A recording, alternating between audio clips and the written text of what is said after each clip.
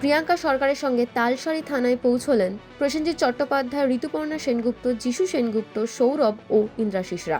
আজ দুপুরে টালিগঞ্জের Regent park থানায় প্রযোজনা সংস্থার বিরুদ্ধে এফআইআর দায়েরের পরই প্রিয়াঙ্কাকে নিয়ে সোজা রওনা দেন তালসারির উদ্দেশ্যে। মাঝরাতেই পৌঁছে যান তালসারিতে। সেখানেই এবার এফআইআর দায়ের করতে চলেছেন প্রিয়াঙ্কা। 29শে মার্চ এই তালসারিতেই সমুদ্রের জলে ডুবে মৃত্যু হয় রাহুলের। যতদিন এগোচ্ছে রাহুলের মৃত্যু ঘিরে বেড়ে চলেছে আরও ধোঁয়াশা।